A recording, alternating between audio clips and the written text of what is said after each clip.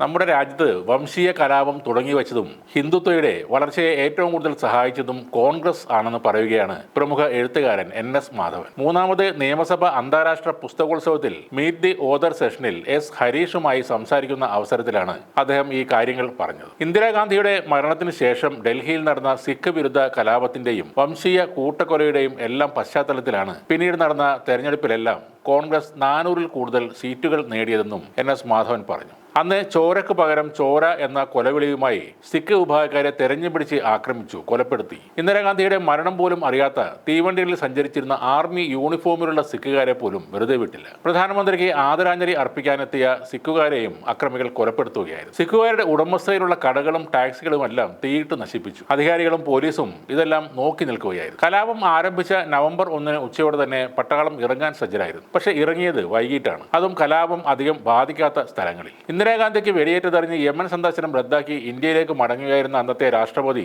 Giani sale സിംഗിന്റെ കാറിന് നേരെയും ആക്രമണം ഉണ്ടായി. രാഷ്ട്രപതിയെ ആക്രമിച്ചവർ സാധാരണക്കാർക്ക് നേരെ അക്രമം അഴിച്ചുവിടുമെന്ന് ചിന്തിക്കാനുള്ള സാമാന്യ ബുദ്ധി പോലും അന്നത്തെ പട്ടാളത്തിന്റെ നേതൃത്വത്തിന് ഉണ്ടായിരുന്നില്ല. പോലീസുകാർ തന്നെ ഗുണ്ടകളെയും കൊലപാതകളെയും വിവിധ സ്ഥലങ്ങളിൽ കൊണ്ട് ഇറക്കിവിട്ടു. വോട്ടർ പട്ടിക നോക്കി സിഖുകാരുടെ വീടാണെന്ന് ഉറപ്പിച്ച് അക്രമികൾക്ക് പറഞ്ഞു കൊടുത്തു. ഇതിനു പുറമെ കലാപത്തിന്റെ ദൃശ്യങ്ങൾ സർക്കാർ ഉടമസ്ഥയിലുള്ള ദൂരദർശൻ സംപ്രേഷണവും ചെയ്തു. വൻമരം വീഴുമ്പോൾ ഭൂമി കുലുങ്ങാറുണ്ട് എന്ന് പിന്നീട് പ്രധാനമന്ത്രിയായ രാജീവ് ഗാന്ധി പ്രസംഗിച്ചപ്പോൾ നിലയ്ക്കാത്ത കയ്യടികൾ മുഴങ്ങിയിരുന്നു. ഈ പ്രസ്താവന സിഖ് കൂട്ടക്കുരുതിയെ ന്യായീകരിക്കുന്ന പ്രസ്താവനയായി ലോകം കേട്ടു. അദ്ദേഹത്തിന്റെ അറിവോടെയാണ് ഈ കലാപം നടന്നത് എന്നതിനുള്ള തെളിവായി ഇത് പിന്നീട് ചൂണ്ടിക്കാണിക്കപ്പെടുകയും ചെയ്തിരുന്നു. കോൺഗ്രസിന്റെ ഈ തന്ത്രം തന്നെയാണ് പിന്നീട് ഇന്ത്യ ഭരിക്കാൻ എത്തിയ ഹിന്ദുത്വ ശക്തികൾ ഏറ്റെടുത്തതെന്നും മാധവൻ പറഞ്ഞു. ഇന്ത്യ മതേതര സ്വഭാവം കൈവരിച്ചു എന്നൊരു മിഥ്യാധാരണയിലായിരുന്നു നമ്മളെന്നും, എന്നാൽ ബോംബെ എന്നത് മുംബൈ ആയി മാറിയ കാലത്താണ് ആ വിശ്വാസം തെറ്റാണെന്ന് ആദ്യമായി ബോധ്യപ്പെട്ടതെന്നും അദ്ദേഹം പറയുന്നു. മറ്റൊരു കാര്യം അദ്ദേഹം പറയുന്നത് കേരളത്തെക്കാൾ രാഷ്ട്രീയ ബോധമുള്ള ജനത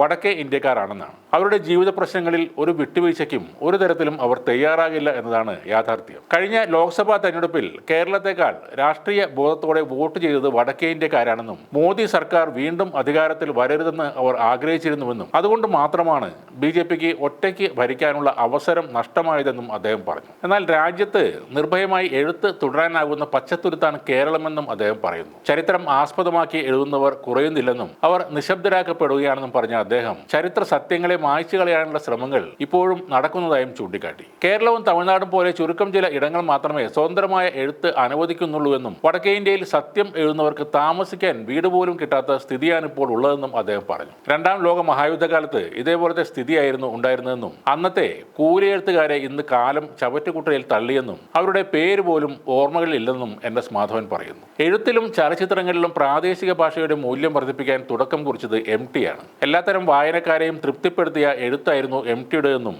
അദ്ദേഹം അനുസ്മരിച്ചു.